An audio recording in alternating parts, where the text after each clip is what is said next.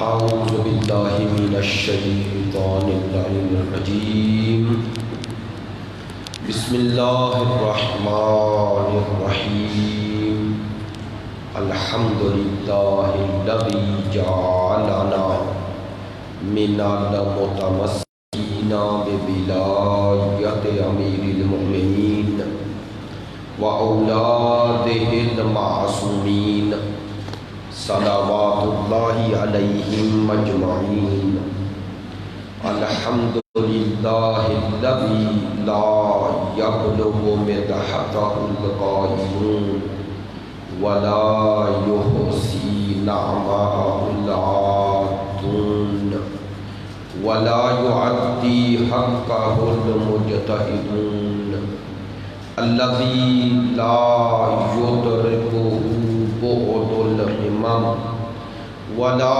يناله غوث الفتن الذي ليس لصفته حد محدود ولا نعت موجود ولا وقت معدود ولا أجل ممدود فطر الخلائق بقدرته ونشر الرياح برحمته والصلاة والسلام والتحية والإكرام على سيدنا ومولانا حبيبنا وحبيب قلوبنا شفيعنا أبي القاسم محمد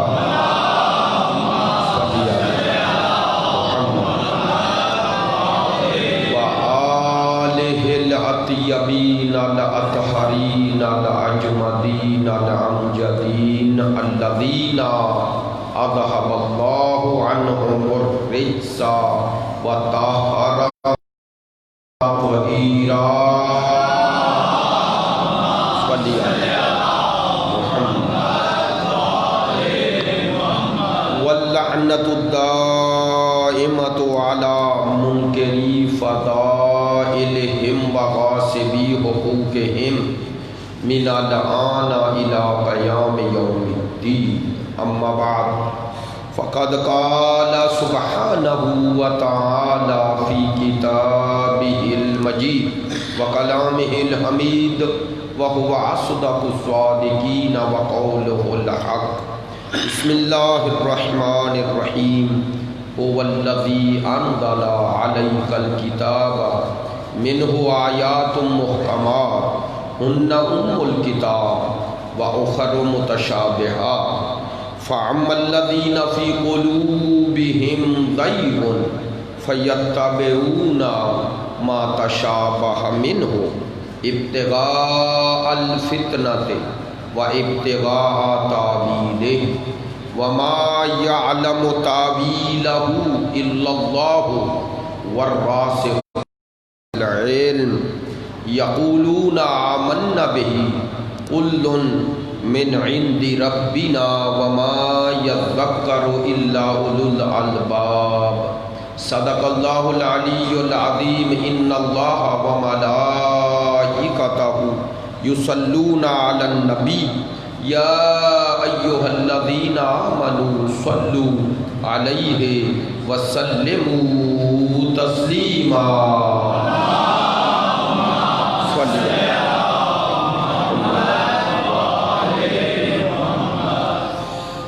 آپ تمام حاضرین سے مؤدبانہ گزارش ہے زحمت فرمائیں پھر مرحوم و مغفور سید آغا جعفر علی موسوی، سید احتشام حیدر نقوی، سید محمد علی زیدی، آپ حاضرین کے مرحومین تمام شہدائے ملت کو شامل فرماتے ہوئے التماس سورہ فاتحہ۔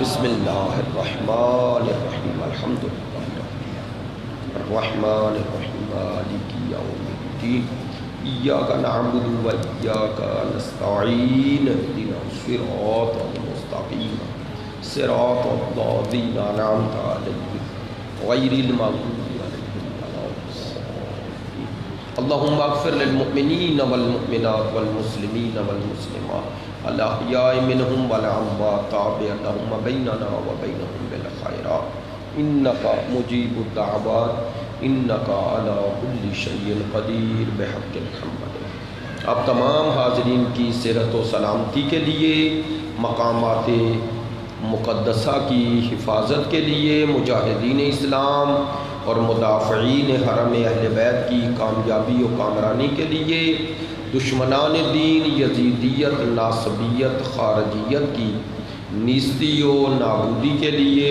تعجیل ظہور امام زمان کے لیے، ہمارے ملک کے استحکام کے لیے، مریضوں کی شفا یابی کے لیے، آپ کی ان مجالس میں شرکت کی قبولیت کے لیے، علماء کرام، مراجع عظام، عزاداران سید الشہداء، ماتمداران مظلوم کربلا، محبین اہل بیت کی توفیقات خیر میں اضافے کے لیے، آپ حاضرین کی تمام دعاؤں کو شامل فرماتے ہوئے سب دعاؤں کی قبولیت کے لیے بلند تر صلوات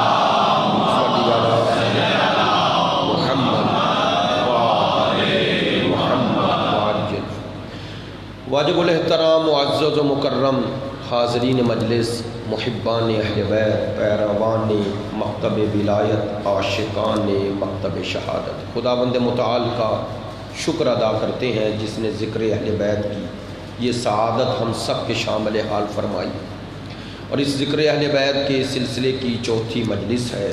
عنوان گفتگو جیسا کہ روزانہ آپ کی خدمت عالیہ میں عرض کیا، سورہ آل عمران کی آیہ مجیدہ ہے، آیہ نمبر 7 ہے، اور اس آیہ مجیدہ میں پروردگار عالمین نے ایک آیہ میں قرآن مجید کے مختلف جہات، مختلف پہلو، مختلف اسرار ذکر فرمائے ہیں۔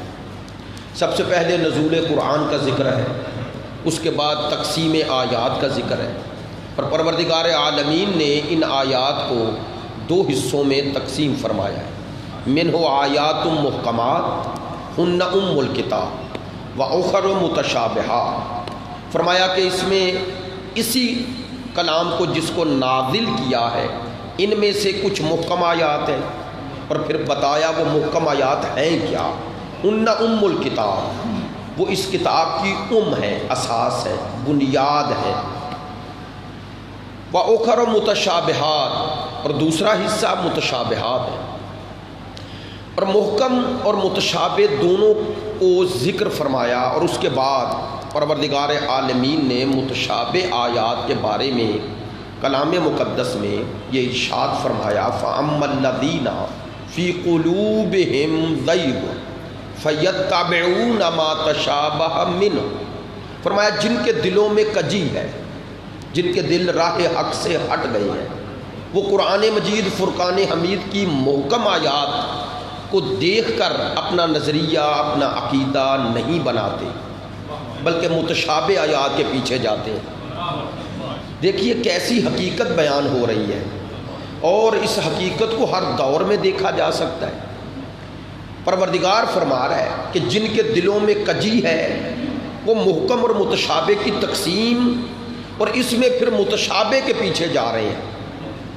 خداوند متعال اس متشابہ کے پیچھے جانے کا سبب فی قلوبہم زیغ، ان کے دلوں میں زیغ، 2 معنی کیے گئے، یا زنگ معنی کیا گیا یا راہ حق سے ہٹنے والا، ٹیڑھا۔ پروردگار فرماتا ہے کیوں یہ متشابہ آیات کے پیچھے جا رہے ہیں؟ چونکہ ان کے دلوں میں کجی ہے، دلوں میں زنگ لگ گیا، حقیقت کو دیکھنے اور سمجھنے کی صلاحیت کھو بیٹھے خود اپنے ہاتھوں سے۔ پروردگار نے کسی کو اس طرح نہیں پیدا کیا، خلق کیا کہ وہ گمراہ ہو، نہ، پروردگار چاہتا ہے وہ ہدایت پائے۔ یہ انسان ہے جو راہ ہدایت کو چھوڑ کے گمراہی کا انتخاب کرتا ہے۔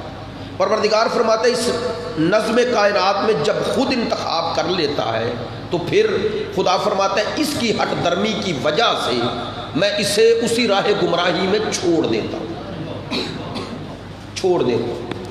فَيَتَّبِعُونَ مَا تَشَابَهَ مِنْهُ، یہ ایک جملہ ہی کافی ہے ہمیں ہر دور میں بیداری کے لیے اور راہ حق کی شناخت کے لیے، کہ جن کے دلوں میں کجی ہے وہ محکم آیات بیان نہیں کرتے، وہ محکم آیات کا سہارا نہیں لیتے، وہ متشابہ آیات کے پیچھے جاتا ہے۔ محکم کسے کہتے ہیں؟ میں ایک تعریف پڑھ رہا تھا تو شیخ طوسی علیہ رحمہ عالم تشیع میں شیخ الطائفہ انہیں کہا جاتا، اور ان کی کتابیں بھی ہیں دو، اصول اربعہ میں دو کتابیں اس شخصیت کی، استبصار اور تہذیب الاحکام۔ انہوں نے تفسیر تبیان میں جو محکم کی تعریف لکھی ہے، المحکم ما علم المراد بالظاہر ہی من غیر قرینہ، فرماتے ہیں محکم اسے کہتے ہیں جس کی ظاہری عبارت سے بغیر کسی قرینے کے آپ جو سمجھ رہے ہیں وہی معنی ہے۔ توجہ ہے؟ یعنی کسی قرینے کی ضرورت نہیں، آپ بغیر قرینے کے ہی اس کا جو معنی سمجھ رہے ہیں وہی مراد خدا ہے، یہ ہے محکم۔ کہتے ہیں اس کے مقابل متشابہ ہے۔ ظاہر ہے محکم کی تعریف سے متشابہ خود واضح ہو جائے گا، جو بغیر کسی قرینے کے جس کا معنی واضح ہو اور آپ کو کسی قرینے کی ضرورت نہ پڑے، کہتے ہیں وہ ہے محکم۔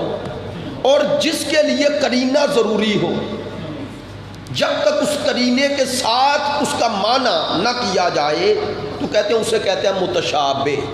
دوسرے لفظوں میں محکم کے مقابلے پہ متشابہ ہے کہ جس کے معنی کے لیے قرینے کی ضرورت ہے۔ توجہ ہے؟ اب یہ متشابہ قرآن مجید میں ہے کیوں؟ دو معنی ہے بیان ہوئے، ایک یہ کہ ہم سب کا امتحان ہو جائے اور ہم سب کو یہ پیغام مل جائے کہ قرآن بغیر وارثان قرآن کے کافی نہیں ہے۔ توجہ ہے؟ چونکہ متشابہ کے معنی انشاءاللہ اگلی آیت میں آئیں گے کل، کہ متشابہ کے معنی اور وہ تعویل قرآن کن کے پاس ہے، حقیقی تعویل قرآن۔ لیکن آج عرض کرنا چاہ رہا ہوں ایک کہ قرآن کافی نہیں، دلیل یہی ہے کہ متشابہ کے لیے ان کی ضرورت ہے اور ان کے ہم محتاج ہیں جو اس متشابہ کی وہ تعویل جانتے ہیں، علم رکھتے ہیں جو خدا نے انہیں عطا کی ہے۔ دوسرا معنی، دوسرا ہم سب کا اس کے ذریعے امتحان کے بعد دوسرا معنی فرماتے ہیں پروردگار جن حقائق کی طرف انسانوں کو متوجہ کرنا چاہتا ہے، اس قدرت پروردگار یا جو بھی متشابہ آیات میں معانی، ان میں اتنا عمق اور دقت تھی کہ پروردگار عالمین نے ظاہری لفظوں کا سہارا لے کر ہمیں ان ظاہر کے ساتھ مانوس کیا ہے۔ چونکہ ہم مانوس تھے ان معانی اور الفاظ سے، اس لیے ان کے ذریعے اس حقیقت تک پہنچایا ہے جو اس کے پیچھے ہے۔ توجہ رہے گی، میں ہر روز عرض کر رہا ہوں اور الحمدللہ آپ نے توجہ فرمائی ہے۔ اب 4 دن ہو گئے، اب تو کہنے کی بھی ضرورت نہیں، چونکہ آپ جس طرح محبت فرما رہے ہیں میری بات پہنچ رہی ہے اور مجھے خوشی ہے۔ محکم اور متشابہ کی اس تقسیم میں پروردگار نے متشابہ کے ذریعے وہ جو حقائق قرآن جن تک پہنچانا چاہتا ہے پروردگار، معصومین نے فرمایا وہ چونکہ الفاظ سے ہم مانوس ہوتے ہیں عموماً۔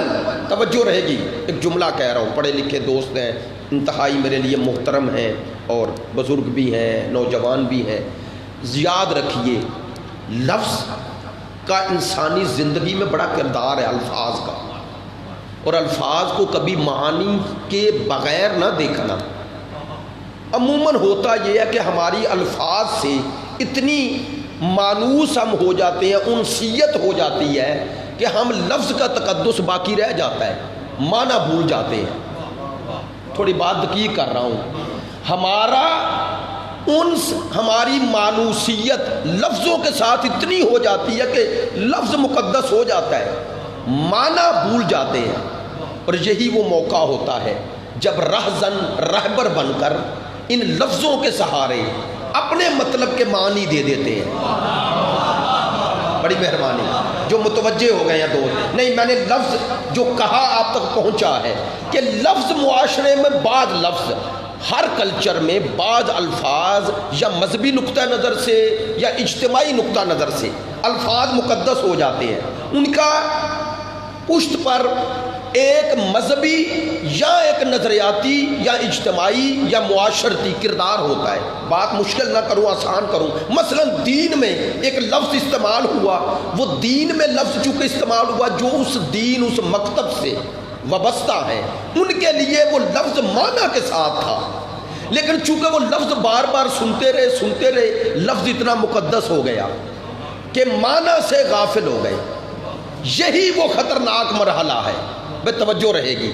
بات جو کہنا چاہ رہا ہوں ہے دقیق لیکن سلیس کرنے کی کوشش کر رہا ہوں. آپ بہت متوجہ ہیں. دیکھیں مثلا مثال دے رہا ہوں، اجتماعی حوالے سے پہلے مثال دیتا ہوں. لفظ آزادی، حریت عربی میں جسے کہتے ہیں آزادی، یہ مقدس ہے یا نہیں؟ بولیے نا. ہر معاشرے میں مقدس ہے نا. اب اسی لفظ آزادی کا معنی کیا ہے اور آزادی کس شے سے اور آزادی کیا ہے؟ توجہ نہیں ہے. اسلام میں آزادی کا معنی اور مفہوم کیا ہے؟ اگر ہم اس سے غافل ہو گئے یا معذرت کے ساتھ جاہل رہ گئے تو اب یہی وہ وقت ہوتا ہے کہ جب معاشرے میں وہ لوگ جو مکار اور عیار اور منافق صفت ہیں وہ ان لفظوں کو لیتے ہیں اور لفظوں کے تقدس اور لفظوں کے مقدس ہونے سے لوگوں کو دھوکہ دے لیتے ہیں.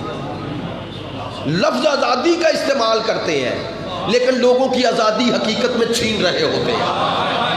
کاش میری بات پہنچ جائے. بھائی نعرہ یہی لگاتے ہیں UNO سے لے کر وہ ہر ملک تک کہتے ہیں ہم آزادی کے لیے آ رہے ہیں، آزادی کے لیے آ رہے ہیں، لیکن لوگوں کو آزادی کے نام پر قید دیتے ہیں یا نہیں؟ ان کی شخصیت، ان کی حیثیت، ان کی ہویت، ان کا کلچر، ان کے افکار، ان کی اقدار، ان کے نظریات چھین لیتے ہیں، کھوکھلا کر دیتے ہیں. نہیں توجہ عزیزو. دیکھیں جس ممالک میں طرح بات واضح کروں، جن ممالک میں بھی آج کے استعمار نے حملہ کیا، نعرہ مقدس لگایا، جمہوریت کے لیے جا رہا ہوں، آزادی کے لیے جا رہا ہوں، ایسا ہی ہے نا. لیکن اس آزادی اور جمہوریت کے نام پہ دیا کیا؟ آپ عراق میں دیکھ لیں، آپ یمن میں دیکھ لیں، آپ دوسرے لبنان میں دیکھ لیں، فلسطین میں دیکھ لیں. توجہ ہے. اب لفظ آزادی مقدس ہے، معنی انہوں نے اپنی مرضی کا دے دیا. اب جس کو اس آزادی کا معنی معلوم نہیں ہوگا اسے کیا پتا آزادی کے نام پہ کیا مل رہا ہے. شہید باقر الصدر کا کیا خوبصورت جملہ فرماتے ہیں کہ اس آزادی کے نام پر انسانوں پر وہ نفسانی خواہشات کی قید میں اس طرح قیدی بنا دیا گیا کہ انہوں نے سمجھا یہ بڑا حسین ہمارے لیے آزادی کا پیغام ہے کہ ہر قید و بند سے آزاد ہو جاؤ. فرماتے ہیں دنیا کی بنائی ہوئی قیود و حدود اور دین کی بنائی ہوئی حدود و قیود سے تو معاشرے کو آزاد کر لیا، لیکن نفس کی قید میں ایسا قیدی بنایا. میری بات پہ توجہ ہے. قیدی بنایا کہ اب انسانوں کو پتہ ہی نہیں چلتا. بھئی میری بات پہ توجہ ہے آپ کی، اور بہت شکر گزار ہوں اب پتہ چلا حسین ابن علی کیوں فرما رہے تھے انت حر. حضرت حر کو کیوں کہا تو حر ہے؟ کب کہا؟ جب وہ زین سے زمین پر آئے، ہائے ہائے ہائے، اور راہ دین میں قربان ہو گئے. میری بات نہیں پہنچ رہی، معذرت چاہتا ہوں. امام نے کہا اب تو حر ہے، تیری ماں نے تیرا نام صحیح رکھا تھا، یعنی وہ تیرا نام تھا، تو نام کی طرح صاحب نام بن گیا.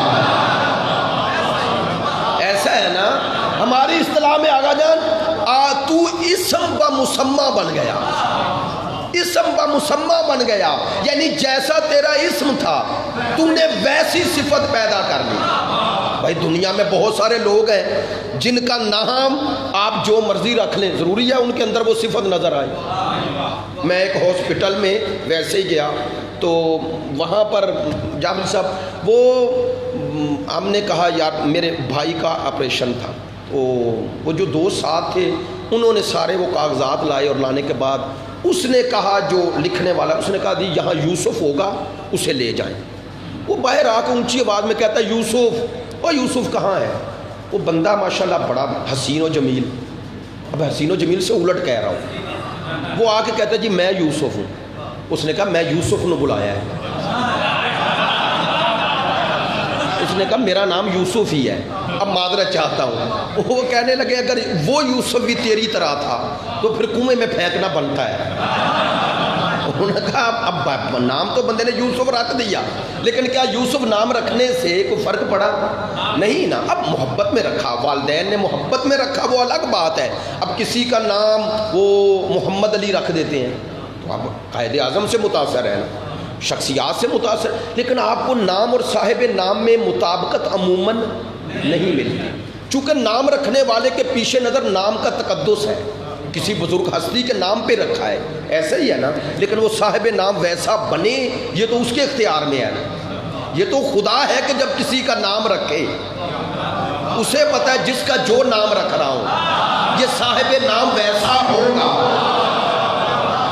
توجہ ہے, جب وہ نام محمد رکھے گا, جب وہ نام علی رکھے گا تو وہ علی ہی نظر آئے گا.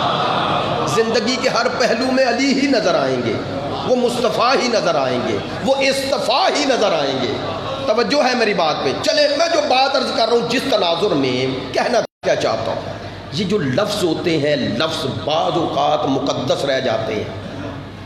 لفظوں کے تقدس سے, معنی سے جب ہم غافل ہوتے ہیں تب ہمیں دھوکہ ہو جاتا ہے, اور یہ وہ خطرناک مرحلہ ہے. لو بھائی آپ کہیں گے کیا باتیں کر دی, اب میں اس کا نتیجہ دے رہا ہوں. مثلا میں نے اجتماعی مثال دی, آزادی, جمہوریت, یہ نعرے مقدس ہے نا, لفظ ہمیں یاد رہ گئے, معنی نہ معلوم رہے.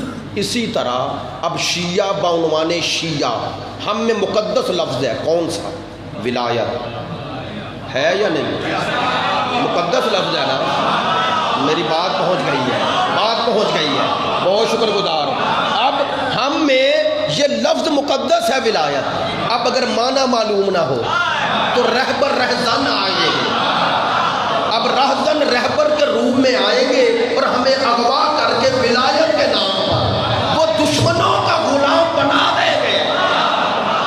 میری بات کا توجہ ہے, توجہ ہے. ولایت لفظ تو مقدس ہے, واقعی مقدس ہے, لیکن بول کے بتائیں. چلے توجہ ہے آپ کی, الحمدللہ میرے ساتھ ہو, اس لیے میں بات جلدی کرتا ہوں تاکہ نتیجہ آگے بڑھے.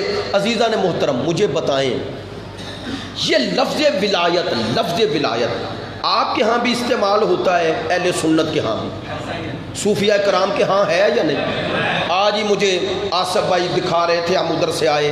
میں اکثر گزرتا ہوں ڈاکٹر صاحب کے جب گھر جاتا ہوں, انہوں نے کہا جی یہ بہت بڑے پیر ہیں, ان کا بہت بڑا آستانہ دیکھا. تو ولایت کا لفظ ادھر بھی تو ہے نا, ہے نا, ولی بھی ہے, ولایت بھی ہے. بول کے بتائیے گا آغا یون سے معذرت کے ساتھ کہ یہ لفظ ولایت پر ہمارا اختلاف ہے دوسروں سے نہ, معنی ولایت پہ. آپ نے توجہ نہیں فرمائی, میری بات پر توجہ ہو جائے گی, توجہ ہو جائے گی. ہمارا لفظ ولایت پہ اختلاف نہیں, معنی ولایت پہ ہے. من کن تو مولا تو وہ بھی مان رہے ہیں, ہمارے برادر بھی, ہم بھی مان رہے ہیں. علی کو ولی ماننے میں اختلاف نہیں, کس معنی میں ماننا ہے. میری بات میں توجہ یا توجہ ہے, بہت شکریہ, جزاک اللہ, سلامت رہے بھائی. معنی ولی, اسی لیے میں ممبر سے کہہ رہا ہوں ولایت ولایت ولایت لفظ اتنا استعمال, اتنا استعمال, اتنا استعمال کہ وہ اب لفظ ولایت استعمال کرو بندے سمجھتے لو جی کچھ ہونے والا ہے. اب معذرت کے ساتھ میں ممبر پہ یہ بات کر رہا ہوں, اخلاقاً ممکن ہے درست نہ ہو, لیکن دست بستہ کہہ رہا ہوں. ہم اس امام باقبہ میں چلے جاتے ہیں, ایک بندہ جس نے خطبہ بھی غلط پڑھا, سب کچھ غلط پڑھا, وہ ہمیں دیکھتے کہتا ہے ولایت والوں میں پڑھ رہا ہوں. نہیں توجہ ہوئی ہے, وہ کہتا ہے میرے سامنے صاحبان ولایت بیٹھے ہوئے ہیں, میں ولایت پر یہ کر دوں گا, میں وہ کر دوں گا, اور ہم دل میں ہنسی آ رہی ہوتی ہے اس کی بے بسی پہ, اور لوگ نعرے لگا رہے ہیں.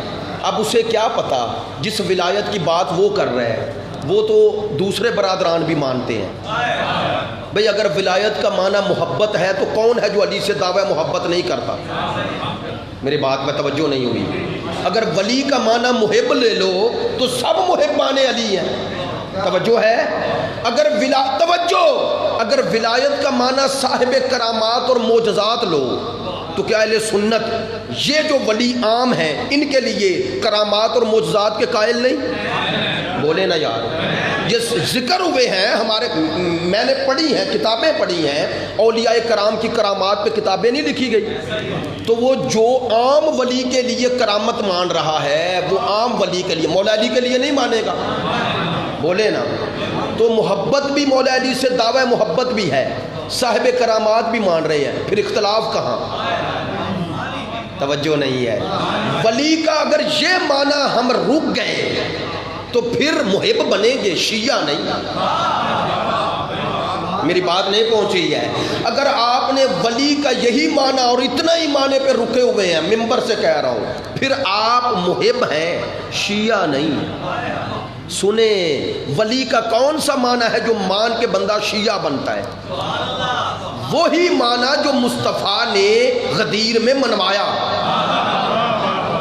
میں نے پہلی تقریر میں عرض کیا تھا صحابیت، دوسری تقریر میں صحابیت اور اہل بیت میں فرق بتایا تھا نا، تو میں نے عرض کیا تھا کہ اہل بیت کے پاس منصب ہے۔ وہ منصب کیا ہے؟ یہ من کن تو مولا فہذا علی مولا سے جو معنی آپ سمجھ رہے ہیں، اختلاف وہاں ہوتا ہے۔ تو لفظوں سے صرف مسئلے حل نہیں ہوتے جب تک معنی واضح نہ ہو۔ بھائی ولایت ایمان کا جز ہے، اس کو انکار ہے، لیکن پہلے بتائیں تو صحیح ولایت کا معنی کیا ہے؟ میری بات نہیں پہنچی ہے؟ آپ نے ولایت کا معنی صرف معجزات سمجھ لیا، کرامات سمجھ لیا، آپ نے ولایت کا معنی صرف محبت سمجھ لیا۔ یہ کون ہے جو انکار کرے؟ میں بلکہ دائرہ وسیع کر رہا ہوں اور جانتے ہوئے کر رہا ہوں، مولا علی سے محبت صرف شیعہ سنی نے نہیں کی، غیر مسلموں نے بھی کی۔ جارج جرداق کی کتاب ہے 6 جلدوں پہ جس کا نام ہے الامام علی و صوت العدالت الانسانیہ، کہ علی صدائے عدالت انسانی ہے۔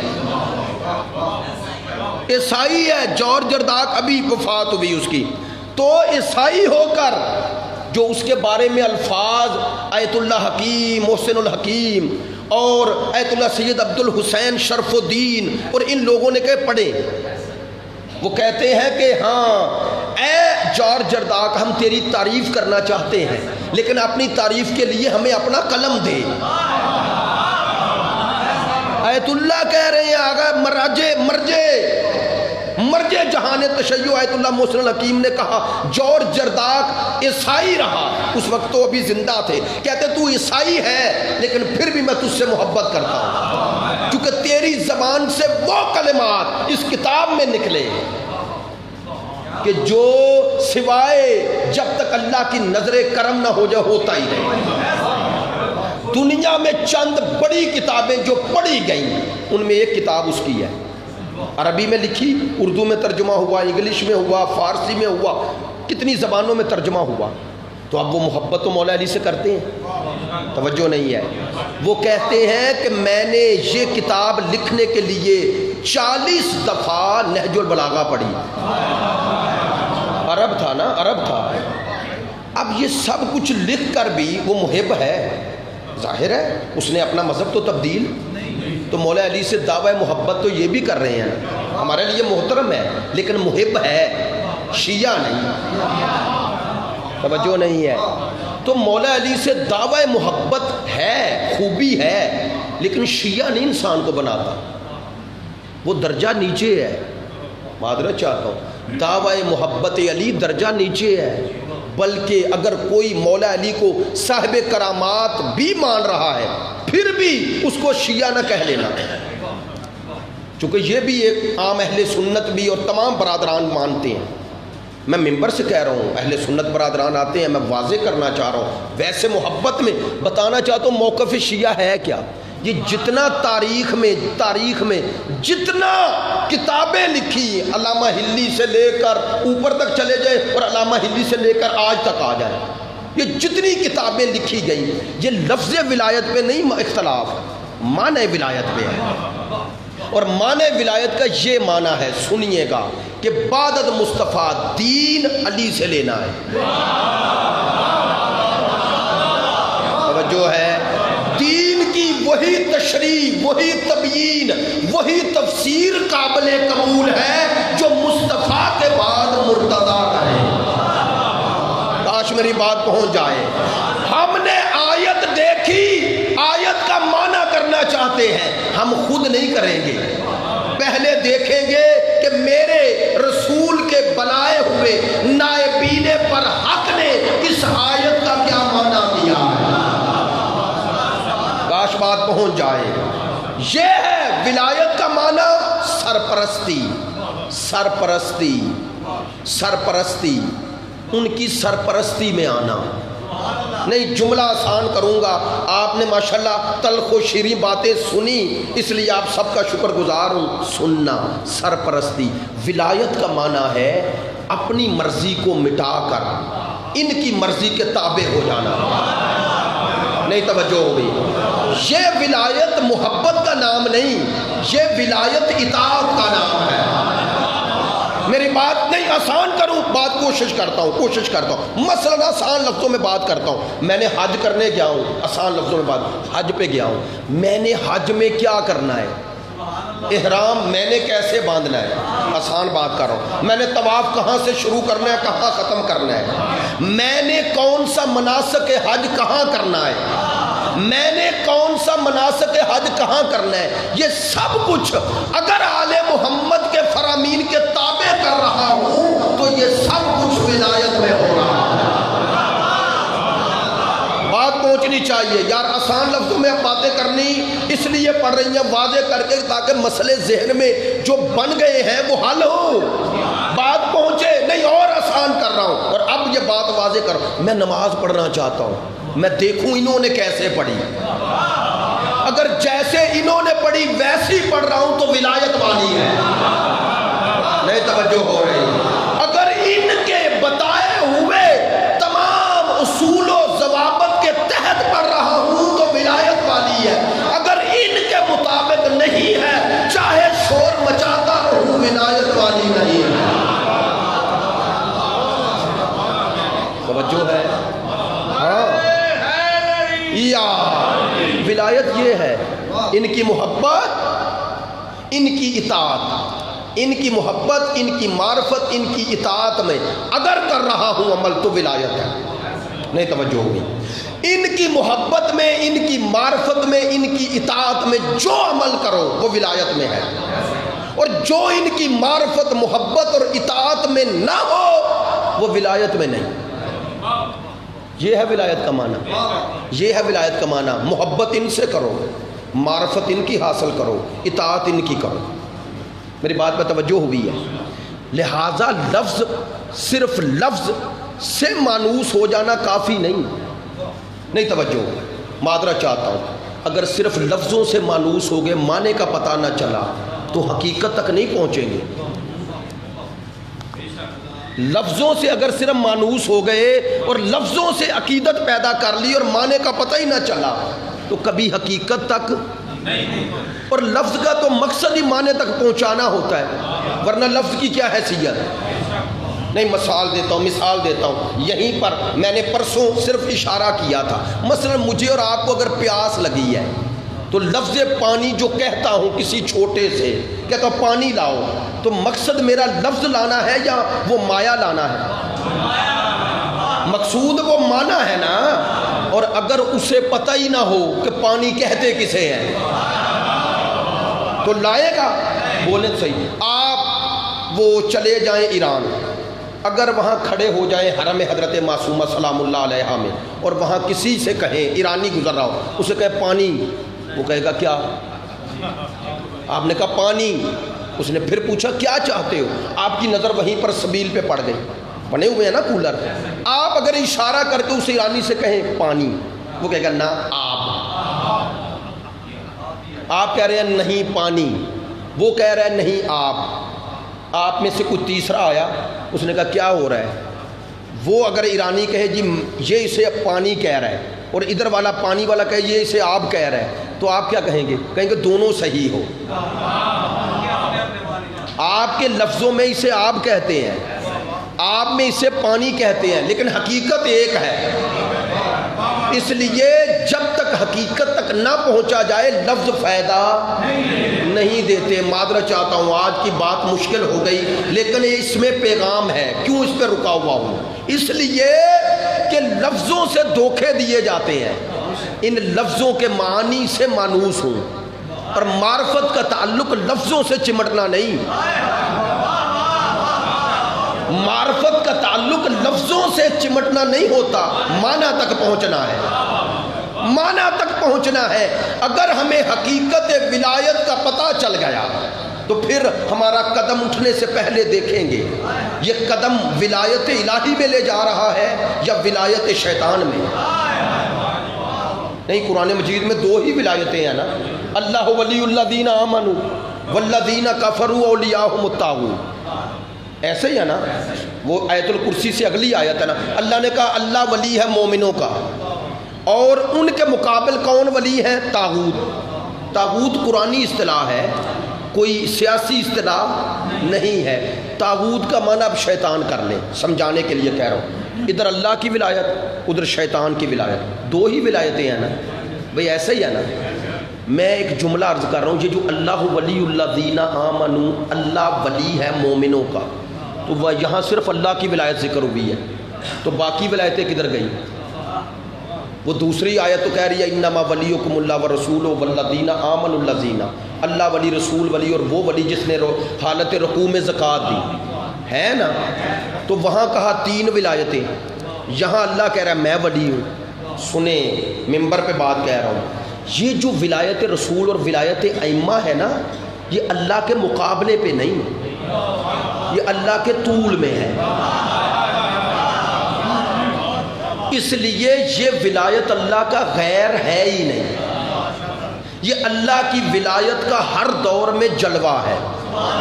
آسان لفظوں میں بات کر رہا ہوں، ہر دور میں آپ نے اللہ کی ولایت میں جانا ہے نا، اور ظلمات سے نکلنا ہے، یخرجہم من الظلمات الی النور۔ تو کیسے اللہ کہتا ہے میرے نمائندے کی ولایت میں آؤ تو میری ولایت میں آؤ؟ میں آسان لفظوں میں بات کر رہا ہوں تاکہ بات پہنچے۔ وہ آدم سے لے کر خاتم تک یہ سارے اللہ کی ولایت کے جلوے ہیں یا نہیں؟ بولے نا، ہیں بھئی۔ یہ شیعہ، سنی، وہابی، دیوبندی ہر کوئی مانتا ہے نا کہ آدم سے لے کر حضرت خاتم تک یہ سارے اللہ کی ولایت کا تسلسل۔ تو اب ہمارا سوال ہے، اللہ نے تو ولایتیں دو رکھی، ایک اپنی ایک شیطان کی، تو شیطان کی ولایت قیامت تک ہے یا نہیں؟ ہے نا۔ تو اللہ کی ولایت بھی تو قیامت تک رہے گی، رہے گی یا نہیں؟ رہنی چاہیے۔ تو رسالت مآب تک، آدم سے لے کر خاتم تک تو سارے مانتے ہو کہ یہ اللہ کے ولی تھے۔ اب رسالت مآب کے بعد اللہ کی ولایت کدھر چلی ہے؟ بات آسان لفظوں میں ہو گئی۔ اب سرکار کے بعد یہ اللہ کی ولایت کدھر چلی ہے؟ لو، ہم کہتے ہیں وہی غدیر۔ غدیر میں رسول خدا نے یہی بتایا کہ میرے بعد یہ ولایت خدا کسے ملی، اور لفظ بھی کہہ دیے جس کا میں مولا اس کا علی مولا، جس کا میں مولا اس کا علی مولا۔ میں توجہ رہے گی، ایک نتیجہ دینا ہے اس کے ضمن میں۔ اب رسالت مآب کے بعد اللہ کی ولایت مولا علی میں چلی نا، تو علی ہے اللہ کے ولی۔ اب علی اللہ کے ولی ہے، علی کے مقابلے پہ آنے والا اللہ کا ولی نہیں۔ آپ نے توجہ نہیں فرمائی ہے بھائی۔ آدم سے لے کر خاتم تک تو سب کے مقابلے پہ آنے والوں کو اللہ کے ولی نہیں مانتے ہو، تو جسے رسول اپنی جگہ چھوڑ کے جا رہے ہیں اس کے مقابلے پہ آنے والوں کو اللہ کے ولی کیسے مان رہے ہو؟ ہمارا تو یہی اعلان ہے، علی سے لے کر مہدی تک یہ سارے اللہ کے ولی ہیں، ان کے مقابلے پہ جو آئے اور جہاں آئے وہ ولی خدا نہیں، ولی شیطان ہے۔ ہمارا تو یہ اعلان ہے۔ اب یزید ولی شیطان ہے، ولی خدا نہیں۔ اب ان کے مقابلے پہ آنے والے ولی خدا نہیں ہو سکتے، وہ ولی شیطان ہے، وہ ولی شیطان ہے۔ اب آپ سے مخاطب ہوں، عرض کر رہا ہوں، پردہ غیبت میں اس ولایت خدا کا تسلسل ہے، اور اس ولایت خدا کے تسلسل سے رابطے کا ذریعہ وہی رکھنا جو 12ویں نے جاتے ہوئے دیا۔ ایسا ہی ہے نا بھئی، آسان لفظوں میں بات پہنچ گئی۔ میں عرض یہ کر رہا تھا کہ قرآن مجید میں خداوند متعال ارشاد فرماتا ہے کہ جن کے دلوں میں کجی ہے وہ متشابہات کے پیچھے جاتے ہیں، وہ لفظوں کا سہارا لے کر، اور لفظ بھی متشابہ، ان کو اپنی مرضی کے معنی دیتے ہیں، پھر معنی دے کے جو چاہتے ہیں ادھر لے جاتے ہیں۔ توجہ ہے، یہ قرآن کا اعجاز ہے، اعجاز کہ قرآن نے محکم اور متشابہ ساتھ رکھ دیے۔ محکم کی ایک مثال دے دوں تاکہ یہ بات بھی واضح ہو جائے۔ میں نے کہا جو بغیر قرینے کے سمجھ میں آ جائے، مثلا یہ آیت ہے قل هو اللہ احد، یہ محکم ہے، کہہ دو اللہ احد ہے۔ اب احد کا معنی کسے نہیں آتا؟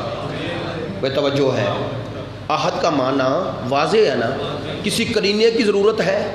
وہ ذات، صفات، افعال، عبادات میں احد ہے، ایسا ہی ہے نا، اس کی ذات، صفات، افعال میں کوئی شریک ہے ہی نہیں، ہے ہی نہیں۔ اچھا آگے پڑھیں، قل هو اللہ احد اللہ الصمد، بے نیاز ہے، بے نیاز ہے، یہی معنی ہے نا، صمد ہے، لم یلد ولم یولد، اس کا رشتہ ہم سے والد و مولود والا نہیں، خالق و مخلوق والا ہے، ایسا ہی ہے نا، والد اور مولود والا نہیں، خالق و مخلوق والا ہے۔ وَلَمْ يَكُنْ لَهُ كُفُوًا أَحَدٌ، وہ کسی کا ہم سر نہیں، کسی کا ہم پلہ نہیں۔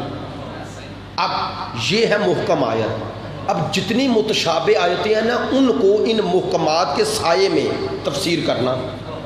مثلا اب پروردگار فرماتا ہے، قرآن مجید میں فرماتا ہے ید اللہ فوق ایدیہم، ان کے ہاتھوں پہ اللہ کا ہاتھ ہے یا نہیں؟ قرآن میں بولے تو صحیح ہے نا بھئی، کل شیء ہالک الا وجہہ، ہر شے ہلاک ہو جائے گی سوائے اس کے وجہ کے۔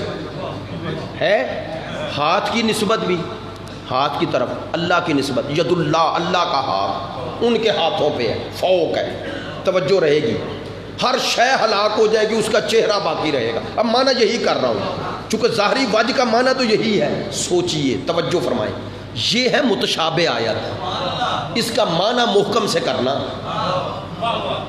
کیا معنی محکم سے کرنا؟ کوئی ایسا معنی نہ کرنا جس سے اس کا جسم بن جائے۔ توجہ نہیں ہے، معذرت چاہتا ہوں، باتیں اتنے مجمع میں ہی اس طرح کی باتیں ہو سکتی ہیں۔ واللہ میں ممبر سے کہہ رہا ہوں کہ چھوٹے مجمع میں بات زیادہ دقیق ہوتی ہے، عمیق ہوتی ہے، کیونکہ بندے کو پتہ ہوتا ہے کہ جتنے لوگ ہیں میرے ساتھ شامل ہو جائیں گے۔ مجمع وسیع ہوتا جائے، بندے کو خیال ہوتا ہے کہ سب کو ساتھ لے کے چلنا ہے، توجہ رہے گی، اس لیے بات کر رہا ہوں۔ وہ ید اللہ کہو، وہ وجہ کہو، وہ کل من الیہ فان و یبقی وجہ ربک ذو الجلال والاکرام، ہر شے فنا ہو جائے گی، تیرے رب کا وجہ باقی رہے گا۔ یہ آیات ہیں نا، ہم مانتے ہیں قرآن میں ہے، ید اللہ ہے، وجہ ربک ہے۔ اب اس کے معنی کیا کریں؟ محکم نے بتایا کہ جو لفظوں سے معنی تمہارے ذہن میں آ رہے ہیں وہ نہ سمجھنا۔ بات پہنچ گئی۔ وجہ کا جو معنی سمجھ رہے ہو خدا پر، وہ منطبق نہ کرنا۔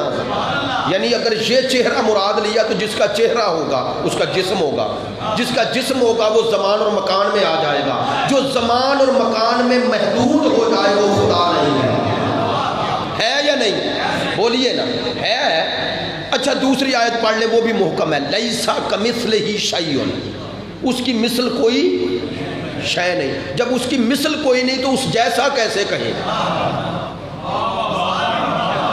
بات توجہ نہیں ہے۔ اب اگر جو کوئی کہے کیسا لگتا ہے، کہا دیکھ ایسا لگتا ہے، ایسے سے مراد وہ سمجھ رہا ہے اللہ ایسا ہے۔ یہ مخالف اہل بیت بھی ہے، مخالف قرآن بھی ہے۔ میری بات پہ توجہ ہے، یہ مخالف اہل بیت بھی ہے، مخالف قرآن بھی ہے۔ بھائی توجہ فرمانا، معذرت چاہتا ہوں، ہمیں ولایت کے سائے میں، ہم سے ولایت کے سائے میں ولایت بھی لے لی، الوہیت بھی لے لی۔ نہ آل محمد کا خدا ہمیں بتایا، نہ آل محمد خود بتائے۔ نہیں ممبر سے کہہ رہا ہوں، جو علی دنیا کے بعد لوگ شناخت کروا رہے ہیں وہ علی نہیں، علی اس سے بلند ہے، خدا کی قسم میں ایسے نہیں کہہ رہا، ممبر سے کہہ رہا ہوں۔ ہم نے مولا کائنات کے وہ خطبات سے اگر مولا کو سمجھا ہوتا تو پتہ چل جاتا۔ میں نے پرسوں جملہ کہا تھا نا، میرے مولا نے کہا ہے میں نے نور وحی کو دیکھا۔ نور وحی ان آنکھوں سے نظر نہیں آتا، یہ نور تجلی ہے، یہ جیسے مصطفیٰ دیکھتے ہیں ویسے ہی مرتضیٰ دیکھتے ہیں، یہ ایسے ہے باطن مصطفیٰ اور مرتضیٰ ایک ہے۔ توجہ ہے؟ اگر وہ پتہ چل جاتا تو پھر پتہ چلتا یہ نفس رسول کے معنی کیا ہے۔ نہیں توجہ، نفس رسول کے معنی کیا ہے؟ علی نفس رسول ہے، اور نفس کا معنی ہوتا ہے جب اصل ہٹے تو جو اس کی جگہ لے لے اسے کہتے ہیں نفس۔ توجہ نہیں ہے، نہیں ایک جملہ کہہ رہا ہوں، ممبر سے کہہ رہا ہوں، یہ جتنے خطبے ہیں نا نہج البلاغہ میں، جتنے خطبات ہیں، ان میں ایک خطبہ بھی میرے مولا نے سرکار کی موجودگی میں نہیں دیا، کوئی خطبہ سرکار کی موجودگی میں نہیں دیا۔ میں نے عشرے میں عرض کیا تھا کہ ایک خطبہ بھی سرکار کی موجودگی میں نہیں دیا، حالانکہ سرکار نے تو زندگی میں فرمایا تھا نا، علی میں شہر ہوں تو در ہے، تو وہ در تھے یا نہیں تھے نا، لیکن خاموش ہے۔ ایت اللہ جوادی آمنی فرماتے ہیں جب تک سرکار زندہ رہے مولا کائنات نے ایک خطبہ بھی نہیں دیا۔ کیوں نہیں دیا؟ کہتے ہیں یہ ہے مقام ادب۔ میری بات پہنچ گئی، ربیع الاول کا مہینہ ہے، یہ ہے مقام ادب۔ بتایا جب تک شہر ہے در چپ رہے گا، میں جملہ بدل دوں، سمجھایا جب تک استاد ہے شاگرد چپ رہے گا۔ توجہ ہے؟ یہ سمجھایا ہم سے سیکھو مقام مصطفیٰ اور ادب مصطفیٰ۔ نہیں توجہ نہیں، یا علی تیری عظمتوں پہ قربان، تو نے تو در کھول دیا، بتایا کہ مجھ علی میں صلاحیت ہے، صلاحیت کے باوجود بھی بولتا نہیں، چونکہ میرا مصطفیٰ ہے۔ تو یہ ادب رسول ہے نا، ادب سرکار ہے نا۔ نہیں توجہ ہو رہی بھئی، مولا کو بولنے کی اجازت مصطفیٰ نے دی ہے۔ جب کہا یہ شہر ہے، میں شہر ہوں، یہ در ہے، تو بتا رہے تھے نا کہ اس در کی طرف سے آنا۔ توجہ نہیں ہے، تو بتایا نا مولا میں بولنے کی صلاحیت بھی ہے، مولا نفس رسول بھی ہے، سارے فضائل اور مناقب رسول جو بیان کیے ہیں مولا علی کے وہ ان میں تھے، بالقوہ نہیں تھے، بالفعل تھے، یعنی موجود تھے، پھر بھی میرا علی چپ ہے نا۔ تو جنہوں نے مصطفیٰ کا ادب اس مرتضیٰ سے لیا ہو وہ کسے مانے اور کیسے مانے کہ جب مصطفیٰ ہوں تو وہ بول پڑے؟ نہیں، میں اس سے زیادہ وضاحت نہیں کرتا۔ ہم کیسے مان لے جب ہمارا مرتضیٰ یہ بتا رہے ہیں، ہمیں علی بتا رہے ہیں کہ ادب رسول کا مقام یہ ہے کہ صلاحیت ہو بھی تو بولنا نہیں، اور جہاں صلاحیت ہی نہ ہو، نہیں توجہ ہو رہی، جہاں خاموش رہنے کا تقاضا ہو اور کوئی بول پڑے، ہم سمجھ جائیں گے اگر دل میں ادب رسول ہوتا تو تعمیل حکم رسول ہوتی، ہائے ہائے ہائے ہائے ہائے، تعمیل حکم مصطفیٰ ہوتی، نافرمانی نہ ہوتی۔ لیکن بات آپ تک پہنچ گئی، جب تک مصطفیٰ ہیں مرتضیٰ نہیں بول رہے، اور جب وہ نہیں تو خطبے دے رہے ہیں۔ ایسے ہی ہے نا، خطبے دے کے بتا رہے ہیں کہ اسی وجود کا تسلسل ہو، اسی وجود کا تسلسل ہو، بس توجہ رہے گی۔ آج صرف اتنی بات آپ تک پہنچانا چاہتا ہوں، انشاءاللہ کل وضاحت کر دوں گا۔ یہ جو ید اللہ، یہ جو وجہ، اس کا ظاہری معنی مراد یہی تعریف کی گئی، یہ متشابہ ہے، تو پھر اس کا معنی کیا ہے؟ آج صرف ایک اشارہ کر دیتا ہوں، اشارہ۔ ید کا معنی ید، اللہ پروردگار کیا سمجھانا چاہتا ہے؟ ید اللہ فوق ایدیہم، ان کے ہاتھوں پر اللہ کا ہاتھ ہے، ان کے ہاتھوں پر، سب کے اللہ کا ہاتھ۔ اچھا، یہ ید سے نسبت دینے کا معنی یہ ہاتھ ہے؟ نہ، آپ کہہ رہے ہیں نہیں، تو پھر ید سے خدا سمجھانا کیا چاہتا ہے؟ اب آئیں ہم اگر ید کے جو عربی میں اور اردو میں اور فارسی میں ہر جگہ یہ جو محاورے ہیں اسی سے سمجھ جائیں گے اس کا حقیقی معنی کیا ہے. مثلا روز مرہ زندگی کے، اب میں نے ساری تمہید چھوڑ دی چونکہ وقت گزر گیا، اس لیے ایک جملہ کہنا ہے. مشکل باتیں ہوں تو ہماتن گوش ہو کر سننے سے تھکن ہوتی ہے، احساس ہے، مجھے پتہ ہے، میں عام فہم باتیں نہیں کر رہا، اس لیے تھکن کا احساس ہونا ضروری ہے. اور میرے بزرگان موجود ہوتے ہیں محفل میں، مجلس میں، اور یقیناً ان کا بیٹھنا میرے لیے اعزاز ہے، لیکن واقعاً وہ عمر کا تقاضا اور سارے مسائل ہوتے ہیں. میں ان سب کا شکر گزار ہوں. توجہ فرمائیں گے جو کہنا چاہ رہے ہیں. ید، اس ید سے مراد یہ نہیں، تو اللہ نے پھر ید کا لفظ استعمال کیوں کیا؟ اللہ نے کہا ید اللہ فوق ایدیہم، آیت پہ غور فرمائیں، ان کے ہاتھوں پہ اللہ کا ہاتھ ہے، کہا نا. اب کیا مراد؟ ید کا معنی ہاتھ ضرور ہے، لیکن اس ہاتھ کو کنایا لیا جاتا ہے طاقت کے لیے، میں توجہ، قدرت کے لیے، تصرف اور تسلط کے لیے ہاتھ کو کنایتاً استعمال کیا جاتا ہے. میں بھی مثال دوں گا، آپ پہنچ جائیں گے. مثلا اگر میں ممبر سے کہوں، میں نے کسی دوست سے کہا فلاں کام ہے، اس نے کہا جی یہ تو میرے بائیں ہاتھ کا کام ہے،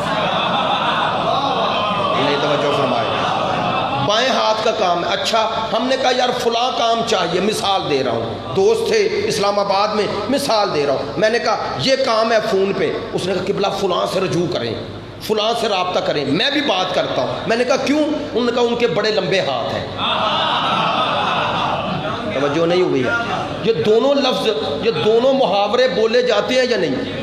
بولے جاتے ہیں. اب بول کے بتائیے گا، معذرت چاہتا ہوں، بول کے بتائیے ان کا مراد جو آپ کہہ رہے ہیں کہ اس بائیں ہاتھ کا کام ہے، دوسرا اس کے ہاتھ بڑے لمبے ہیں، اس سے مراد یہ ہاتھ لے رہے ہیں؟ بولے تو صحیح، لے رہے ہیں؟ نہیں. کیا بتانا چاہتے ہیں؟ اس کے بائیں ہاتھ کا کام کہ کوئی بڑا کام نہیں، دائیں کے مقابلے پہ بائیں ہاتھ کی طاقت کم ہے، تو بتانا چاہتے ہو یہ تو بائیں ہاتھ کا کام ہے، معمولی کام ہے. توجہ نہیں ہے، معمولی کام ہے. یعنی پتا چلا ہاتھ کہہ کے بتایا کہ کوئی بڑا کام نہیں، اس کی قدرت میں ہے، اور قدرت میں بھی اتنا ہے کہ اس کو دائیں ہاتھ کی ضرورت نہیں، یعنی زیادہ طاقت لگانے کی ضرورت نہیں، وہ معمولی طاقت سے بھی یہ کر دے گا.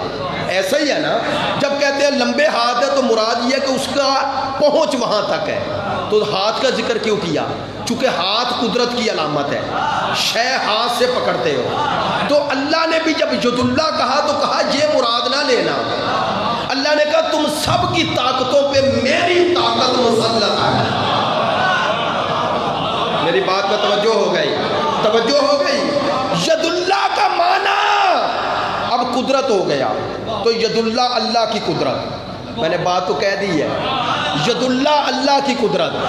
اب جسے بھی ید اللہ کہا جائے گا مت سمجھنا اس کا یہ ہاتھ اللہ کا ہاتھ ہے، بس بتا رہا ہے خدا کہ میری قدرت کا ایک جلوہ یہ ہے.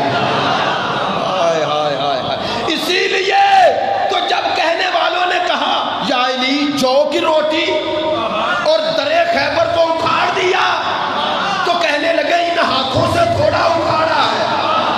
فرماتے ہیں وہ ید اللہ ہے، ید اللہ. ما کلا تو ما فتح تو باب خیبر بے قوت جسمانیہ بل بے قوت روحانیہ.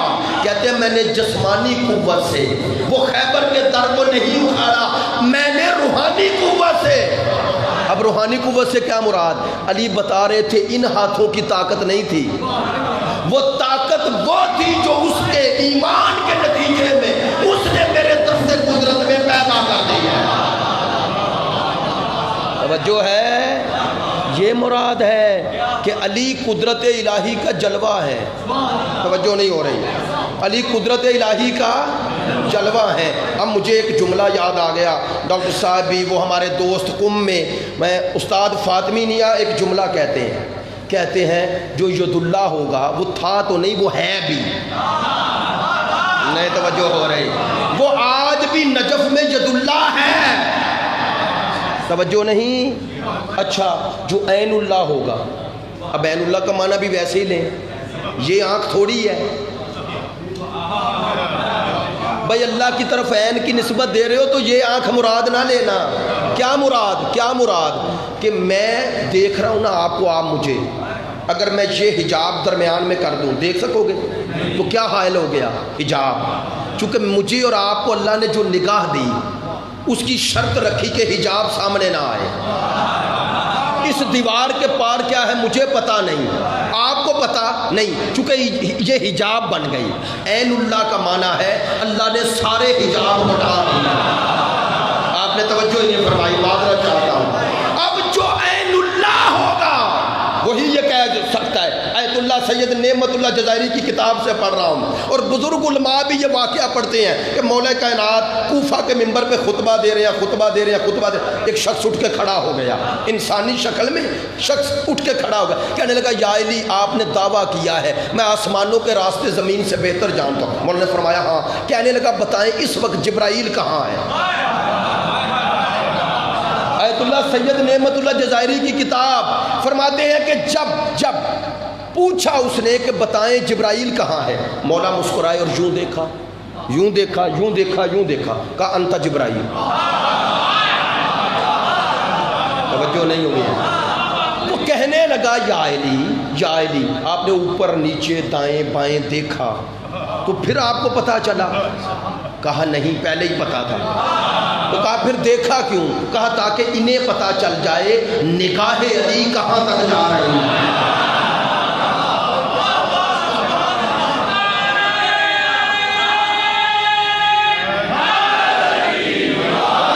توجہ ہے. جب مولا کے روزے پہ جاتے ہیں، مولا کے روزے پر چلیں، ابھی نجف میں تو پتہ اس طرح نہیں لکھا گیا، لیکن مشہد میں جاتے ہو تو باہر اذن دخول لکھا ہوا ہے نا کہ آپ نے جب حرم کے اندر داخل ہونا ہے تو اذن لینا ہے. اس میں یہ لفظ پڑھتے ہو یا نہیں کہ میں گواہی دیتا ہوں آپ میرے سلام کا جواب دے رہے ہیں؟ پڑھتے ہیں نا. اور آپ میرا کلام سن رہے ہیں اور آپ مجھے دیکھ رہے ہیں. کیسے سن رہے ہیں، کیسے دیکھ رہے ہیں، کیسے جواب دے رہے ہیں؟ چونکہ لسان اللہ ہے، عین اللہ ہے، اذن اللہ ہے.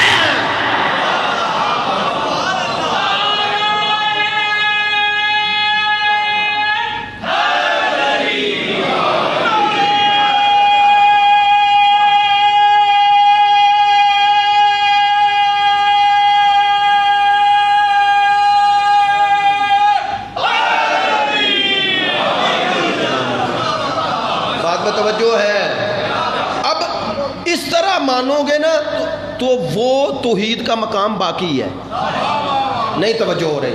اگر اذن اللہ کا یہ معنی مانو گے کہ وہ سمیع و بصیر ہے، وہ انہیں اس ظاہری دنیا سے جانے کے بعد بھی وہ تمام صلاحیتیں دی ہیں جو زندگی میں تھی. نہیں اب زندگی موت کا معنی صرف سمجھانے کے لیے کر رہا ہوں، ورنہ میں ممبر سے کہہ رہا ہوں مکتب تشیع میں امام کی ظاہری زندگی اور بعد الممات زندگی میں فرق ہی نہیں. ممبر سے کہہ رہا ہوں نہیں فرق. امام ہے، زندہ رہے یا شہید ہو جائے. توجہ نہیں ہے. اللہ اس کی صلاحیتیں چھین تھوڑی لیتا ہے. توجہ نہیں ہے. اسی لیے تو درود ہے، قیامت تک درود ہے. نہیں کل عرض کروں گا انشاءاللہ درود کے حوالے سے درود کیا ہے، حقیقت درود کیا ہے. ایک لفظ ذہن میں لے جائیے گا، ان اللہ و ملائکتہ یصلون علی النبی. اللہ اور ملائکہ یصلون مضارع ہے، بھیج رہے ہیں اور بھیجتے رہیں گے. نہیں توجہ. یہ صلات، اللہ کی صلات کیا ہے، اللہ کا درود کیا ہے، اللہ کا درود کیا ہے؟ یہی جو آپ پڑھتے ہیں. چلے اب بات آ گئی تو روکتا نہیں ہوں، کل عرض کرنا چاہتا تھا روکتا نہیں ہوں. اللہ کا درود کیا ہے، ہمارا درود کیا ہے؟ پڑھیں صلی علی محمد. اچھا معذرت بہت معذرت، اس لہجے میں بات کر رہا ہوں. اس کا ترجمہ کیا ہے؟ اے اللہ بھیج رحمت محمد اور ان کی. تو اگر اللہ کا درود بھی یہ ہے تو اللہ کس اللہ کو کہتا ہے؟ نہیں توجہ فرمائے. اگر اللہ کا درود بھی یہی لفظ ہیں، لفظ ہیں، تو اللہ کس اللہ کو کہتا ہے؟ اللہ کس اللہ کو کہے گا تو بھیج؟ وہ تو بھیجنے والا ہے، ہم کہہ رہے ہیں تو بھیج۔ بس پتہ چلا اللہ کا درود یہ لفظ نہیں، اللہ کا درود کیا ہے؟ معصوم کی حدیث، معصوم سے پوچھا گیا، فرمایا الصلاۃ من اللہ رحمہ، اللہ کی طرف سے درود رحمت ہے۔ اب رحمت کا معنی جا کے کر لیں، میں نے لغت میں دیکھا ہے، رحمت کا معنی یہ ہے، بھائی ربیع الاول ہے، رحمت کا معنی یہ ہے جو جسم میں موجود ضرورت کو پورا کرے، اسے کہتے ہیں رحمت۔ اللہ رحمان الرحیم ہے، کیا معنی؟ میری آنکھ کی ضرورت ہے دیکھنا، یہ نور رحمت ہے۔ زبان کی ضرورت ہے بولنا، یہ گویائی رحمت ہے۔ سننا ہے رحمت، بولنا ہے رحمت، چلنا ہے رحمت، یہ سب چیزیں رحمت ہے نا۔ اب رحمت کہتے ہی اسے ہیں جس کے ذریعے وجود کی احتیاج کو پورا کیا جائے۔ اب آیت پڑھو اور سوچتے جاؤ، بطول کے بابا کا مقام کیا ہے؟ وَمَا أَرْسَلْنَاكَ إِلَّا رَحْمَةً لِلْعَالَمِينَ، اللہ نے کہا تجھے عالمین کے لیے۔ علماء موجود ہیں، للعالمین، یہ جو لام کے نیچے زیر ہے یہ کس کے لیے ہے؟ کہ تو علت ہے، تو علت ہے، یعنی کائنات اگر باقی ہے تو تیرے وجود کے سرے میں تو سبب بقائے کائنات ہے۔ اللہ نے کہا میں پوری کائنات کی وجود کی ضرورت کو پورا کرتا ہوں، لیکن مصطفیٰ تیرے صدقے میں، تو عالمین کے لیے رحمت ہے۔ اچھا رحمت کا معنی پتہ چل گیا، معصوم فرماتے اللہ کی طرف سے رحمت ہے درود، تو رحمت کا عام معنی کر سکتے ہیں نا کہ وجود مصطفیٰ پہ اللہ کی رحمت جاری ہے، تو وہ رحمت کوئی لفظ ہے نہیں نا، وہ کوئی حقائق ہے نا، وہ وجود ہی ہوگا نا، سب سے بڑی حقیقت وجود ہے۔ تو میں آپ سے مخاطب ہوں، آپ میری بات پہلے سن رہے ہیں پھر سمجھ رہے ہیں، تو پہلے سنیں گے پھر سمجھیں گے نا۔ اگر کوئی دوست سو جائے تو نہ سنے گا نہ سمجھے گا، ایسا ہی ہے نا۔ تو مجھے بات پہنچانے کے لیے، لفظ پہنچانے کے لیے آپ کو سنانا بھی ضروری ہے تاکہ سمجھ سکو، ایسا ہی ہے نا۔ پہلا مرحلہ سننا ہوتا ہے پھر سمجھنا، تو اگر میں لفظ پہنچانا چاہتا ہوں تو آپ کا متوجہ ہونا ضروری ہے، اور اگر اللہ رحمت دے رہا ہے اور مصطفیٰ میں صلاحیت ہی نہیں ہے تو دے کیسے رہا؟ ہائے ہائے ہائے ہائے، بس اللہ نے کہا اسی لیے میں نے اعلان ادھر کیا ہے، ادھر نہیں کہ میں درود بھیج رہا ہوں۔ اللہ نے کہا میں ابس کام نہیں کرتا، اگر مصطفیٰ میں لینے کی صلاحیت نہ ہوتی تو دینے کا اعلان نہ کرتا۔ اگر ادھر لینے کی صلاحیت نہ ہوتی، رات ہی مجھے آصف بھائی نے بتایا، سکلین بھائی کہہ رہے ہیں 17 ربیع الاول کا جشن پڑے، میں ادھر ہوں نہیں، چلے جشن میں میں بھی شامل ہو گیا۔ یہ جملے ہو گئے کہ تو رحمت ہے عالمین کے لیے، اور مصطفیٰ پہ اللہ رحمت بھیج رہا ہے۔ بھائی پڑھے لکھے دوست ہیں، علماء ہیں، میں اور آپ، میں تقریر کر رہا ہوں نا، میرے تقریر کرنے کی بھی حد ہے اور آپ کے سننے کی بھی حد ہے۔ اگر میں طے بھی کر لوں کہ میں نے 2 گھنٹے اور پڑھنا ہے، آپ نہیں سنیں گے، ایسے ہی ہے نا۔ کہیں گے یار کیا مصیبت میں پڑ گئے، میں پہلے ہی مولوی کو سننا مشکل اور اوپر سے کہہ رہا 2 گھنٹے اور پڑھوں گا، ایسا ہی ہے نا۔ کیوں؟ دیکھیں بات توجہ فرمائیں، چونکہ میرے اور آپ کے وجود میں یہ سکت نہیں، صلاحیت نہیں، اس لیے دینے والے کو بھی طاقت اپنی طاقت کے مطابق دے گا، لینے والا بھی اپنی صلاحیت کے مطابق لے گا۔ بات تو میں نے کہہ دی ہے، اگر دینے والا ہو خدا اور لینے والا ہو مصطفیٰ، ہائے ہائے ہائے ہائے، اب سوچو ادھر سے دینے کا اعلان ہو رہا ہے کہ میں رحمت بھیج رہا ہوں، اگر لینے والے میں صلاحیت نہ ہو تو اعلان نہیں ہوگا۔ بس اللہ نے بتایا میں جب دیتا ہوں یہ اتنا قابل ظرف ہے، یہ ویسے ہی لیتا ہے جیسے میں دیتا ہوں۔ اچھا تو جب اب سمجھے آخری جملہ، اور خدا کی قسم آپ کے دلوں میں اگر معرفت کے ساتھ عظمت اہل بیت آ جائے تو اس سے بڑا جملہ میرے پاس کوئی نہیں۔ اب جب پیغمبر ختمی مرتبت پر سورہ احزاب کی آیت نازل ہوئی اور فرمایا یصلون علی النبی، علی النبی، نبی پر درود ہے، ایمان والو تم بھی بھیجو، تو صحابہ نے سوائق المہر کا صحابہ نے پڑھا اللہم صلی علی محمد، رک گئے۔ سرکار نے فرمایا مجھ پر تم بریدہ درود نہ بھیجو، مجھ پر دم کٹا درود نہ بھیجو۔ صحابہ نے پوچھا دم کٹا درود کون سا ہے، دم بریدہ درود کون سا ہے، ناقص درود کون سا ہے؟ فرمایا جس میں مجھ پہ رک جاؤ اور میری آل کو شامل نہ کرو، میری آل کو شامل نہ کرو۔ تو سرکار نے بتایا جیسے مجھ پہ درود ہے ویسے میری، اسی لیے تو جیسے مدینے جاتے ہیں ویسے کربلا جاتے ہیں۔ توجہ ہے، اسی لیے جیسے مدینے جاتے ہیں ویسے نجف جاتے ہیں، کربلا جاتے ہیں، کاظمین جاتے ہیں۔ کیوں؟ چونکہ جو حیات ادھر ہے وہی ادھر ہے، اسی حیات مصطفیٰ کا تسلسل ہے۔ حسین منی وانا من حسین، ہاں اگر یہ حیات کا تسلسل نہ ہوتا تو درود میں شامل نہ، درود میں شامل ہی اس لیے کیا تاکہ قیامت تک کوئی ان کو مجھ سے جدا نہ کرے، اور جو جدا کرے گا، جو جدا کرے گا مصطفیٰ سے آل مصطفیٰ کو، اس کے پاس نہ آل ہے نہ مصطفیٰ ہے۔ کیا ایک اہل سنت عالم کا پیارا جملہ کہتے ہیں لبیک یا رسول اللہ، انہیں سمجھ میں آئے گا جنہیں لبیک یا حسین سمجھ میں آئے گا۔ یہ جملہ ہے ان کا، وہ فرماتے ہیں کیسے ہو سکتا ہے کہ لبیک یا رسول اللہ کہنے والے کو لبیک یا حسین اچھا نہ لگے؟ جسے رسول اچھا لگتا ہے اسے آل رسول کیوں نہ اچھی لگے؟ میں کل انشاءاللہ کتاب لاؤں گا، دکھاؤں گا آپ کو، مولانا شفیع اکاڑوی کی کتاب ہے امام پاک اور یزید پلید۔ روایت پڑھ رہا تھا خود بھی، اسی وقت بھی ایک روایت وہ لکھتے ہیں کہ سرکار مدینے اپنے مسجد نبوی سے نکلے اور حضرت سیدہ کے گھر کے پاس سے گزر رہے ہیں، صحابہ ساتھ ہیں، کہیں اور جانے کا قصد ہے۔ جیسے ہی سیدہ کے گھر کے پاس سے گزرنے لگے تو حسین کے رونے کی آواز آئی۔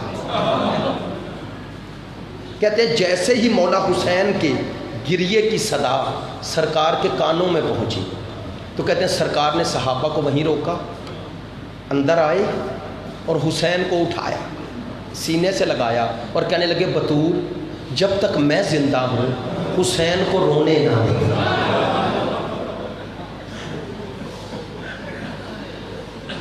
آیت اللہ جعفر تشتری لکھتے ہیں کہ سرکار دو عالم حسین کو پکڑ لیتے، کبھی پیشانی کے بوسے دیتے، کبھی لبوں کے، کبھی آنکھوں کے، کبھی گلے کے، کبھی رخساروں کے۔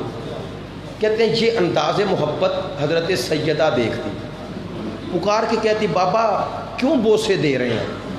آیت اللہ جعفر تشتری لکھتے ہیں بعض بتا دیتے بعض نہ بتاتے، کیوں؟ جانتے تھے ماں ہے نرم دل ہے، سن کے زندہ نہیں رہے گی۔ بتاتے میں پیشانی پہ بوسہ دے رہا ہوں، لبوں پہ دے رہا ہوں، رخساروں پہ دے رہا ہوں، گلے پہ دے رہا ہوں۔ کہتے ہیں بعض بتاتے لیکن نہ لبوں کا بتاتے نہ پیشانی کا بتاتے، کہ ان دو جگہوں پہ بوسہ دینے کا سبب کیا ہے؟ اب آگا جعفر تشتری کے ہی جملے ہیں، فرماتے ہیں کہ اے یا رسول اللہ، آپ کو بیٹی کا جو درد تھا نا اور محبت تھی وہ تقاضا کرتی تھی کہ نہ بتاؤ۔ حسین 6 سال کے، ابھی ظلم ہوا نہیں، اور آپ نہیں بتاتے کہ ماں کا دل نرم ہے۔ کہتے ہیں جو درد آپ ماں کو نہیں بتانا چاہتے وہ بہن کو دیکھنا پڑا،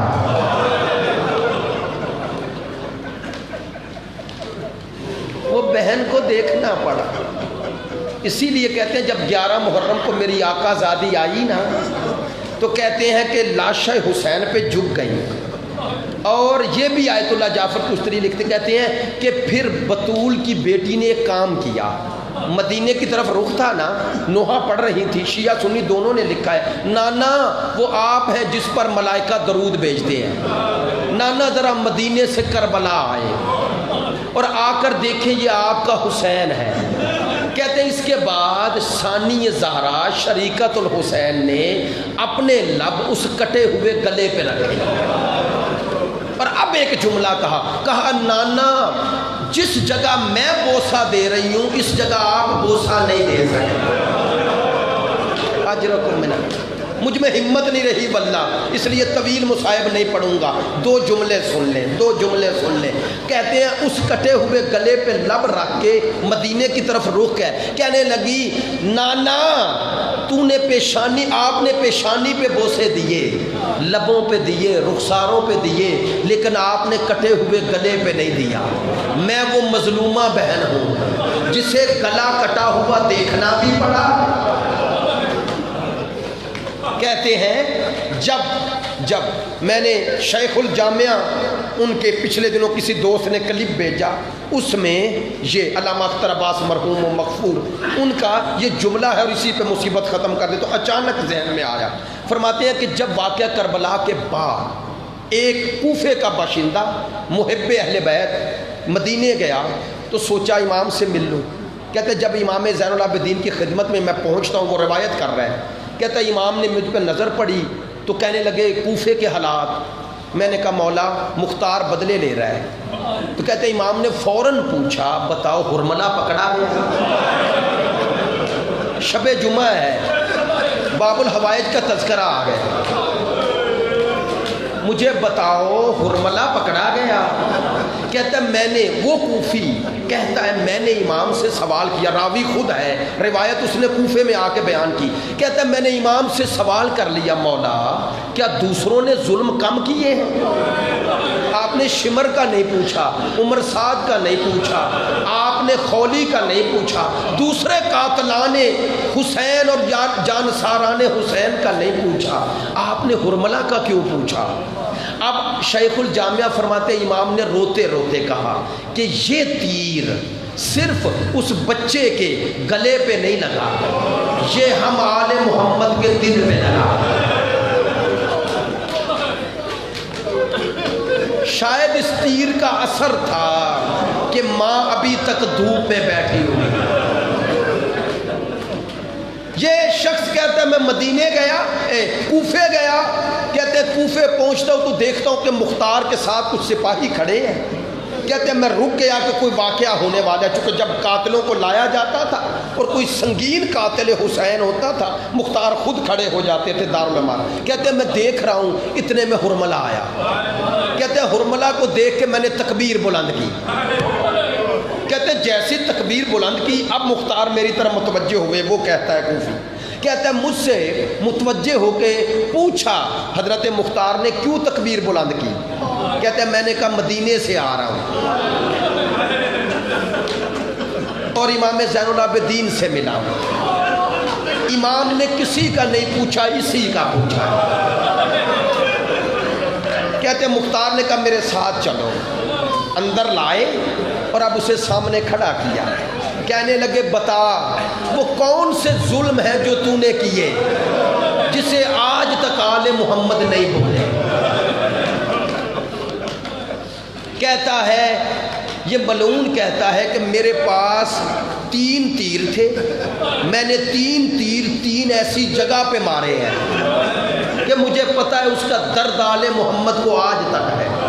ملعون خود کہتا ہے، اور علماء کہتے ہیں اکثر کربلا کے واقعات انہی کی زبان سے پہنچے ہیں جو حضرت مختار پوچھتے تھے اور لکھواتے تھے۔ اب کہا بتا کہاں کہاں تیر مارے؟ کہتا ہے چھوڑ دے مختار۔ مختار نے کہا اسے تازیانے مارو اور جب تک یہ سچ نہ بتائے اس کی جان نہیں لینی۔ اب بتاتا ہے، کہتا ہے پہلا تیر میں نے اس وقت چلایا جب زینب کے پردوں کا محافظ، یہ میں جملے کہہ رہا ہوں، جب کمرے بنی ہاشم کہتے ہیں مشکیزہ لے کے جا رہے تھے، پانی بھر کے جا رہے تھے، کہتے ہیں اس وقت عمر سعد نے مجھے کہا یہ پانی اگر خیموں میں پہنچ گیا حسین اور حسین کے اس جانثار کو پانی مل گیا تو پھر جنگ ختم نہیں ہوگی۔ اب سنیں گے، میں نے شیخ الجامعہ کا بار بار حوالہ دیا، بزرگان بڑے محتاط تھے، اس لیے ان کا نام لے کے میرے پاس ویڈیو کلپ ہے اور کتاب میں بھی ان کی ہے۔ کہتا ہے حرملہ ملعون کہتا ہے میں نے نشانہ لیا، کہتا ہے جیسے ہی میں مشکیزے کا نشانہ لے کے تیر چلایا، کہتا ہے تیر مشکیزے کو نہیں لگا، عباس کی آنکھ میں لگا۔ کہتے ہیں آنکھ میں تیر اور سینے کے ساتھ مشکیزہ اور ہاتھ تو تھے نہیں۔ کہتے ہیں یہ آنکھ کا خون اتنا بہ رہا تھا کہ عباس زین پہ ٹھہر نہیں سکا۔ اجرکم من اللہ۔ کہتے ہیں یہ پہلا تیر میرا یہاں کام آیا، دوسرا تیر کہاں چلایا سنیں گے۔ کہتا ہے دوسرا تیر جب بطول کے بیٹے نے کہا نا آؤ میری مدد کو آؤ،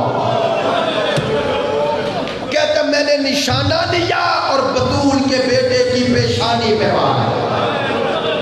بس عزادارو اس نے سخت جملوں کو کوشش کر رہا ہوں میں آپ تک پہنچاؤں لیکن در پردہ پہنچاؤں۔ اچھا تیسرا تیر کب مارا اور کس کو مارا؟ اب کہتا ہے نہ پوچھ نہ بتا سکتا ہوں۔ کہا ملعون بتا، کہتا ہے سب سے سخت ظلم یہی تھا۔ کہا کون سا ظلم؟ کہا جب حسین کے ہاتھوں پہ 6 مارا۔ یار آپ اہل درد بھی ہیں، اہل معرفت بھی ہیں، بعض جملوں کی قدر کر کے روتے ہو۔ میں یہ جملہ جو کہہ رہا ہوں، کہتے ہیں افلاطون سے کسی نے پوچھا تھا، افلاطون سے کہ کسی شریف کے لیے زندگی میں مشکل مرحلہ کون سا ہے؟ اس نے کہا جب شریف کو کمینے سے سوال کرنا پڑے، جب کسی شریف کو کمینے سے سوال کرنا پڑے۔ حسین سے بڑا شریف کوئی نہیں۔ حسین کے ہاتھوں پہ اصغر اور ملعون کہتا ہے میں نے تیر مارا سے شعبہ تیر من العذن الی العذن، ایک کان سے لگا اور دوسرے کان سے نکل گیا۔ عزادارو میں نے پڑھ دیا اور آپ نے سن لیا۔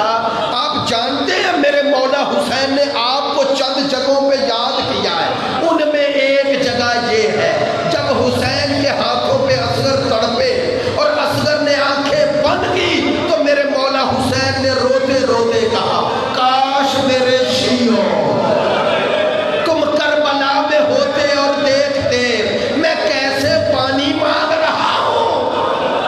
بس آخری جملے زحمت ختم کر رہا ہوں۔ مختار نے کہا ملعون تجھے اس ظلم پر ترس نہیں آیا؟ کہا ہاں، تیر مارنے کے بعد اتنا بڑا کام ہوا کہ میں ظالم ہو کے بھی رو پڑا۔ کہا کب؟ کہا حسین کے ہاتھوں پہ جب 6 ماہ کے اصغر نے جان دے دی نا۔ حسین کبھی خیموں کی طرف جاتے ہیں، کبھی پلٹ آتے ہیں، کبھی جاتے ہیں پلٹ آتے ہیں۔ 7 مرتبہ جب چکر لگائے، کہتے ہیں اللہ جانے حسین کے دل میں کیا آیا کہ 7ویں دفعہ پشت خیمہ پہ گئے اور ماں کو پکارا بچے کہ آؤ آ کر بیٹے کو دیکھ لو۔ کہتا میں دور سے دیکھ رہا تھا، ایک پردہ ہٹا اور پھر مجھے ایک رونے کی صدا آئی۔ جانتے ہو علامہ ذیشان حیدر جوادی کے جملے سے مجلس کا اختتام فرماتے ہیں جب حضرت رباب نے اپنے لال کو تو ایک جملہ کہا میرا سرتاج مجھے بتاؤ جس نے اصغر کو مارا اس کی اپنی اولاد کوئی نہیں تھی؟ کیا 6 ماہ کے بچوں کو نہر کیا جاتا ہے؟ اس بچے کو اتنا وزنی تھی۔ اللہ شب جمعہ ہے،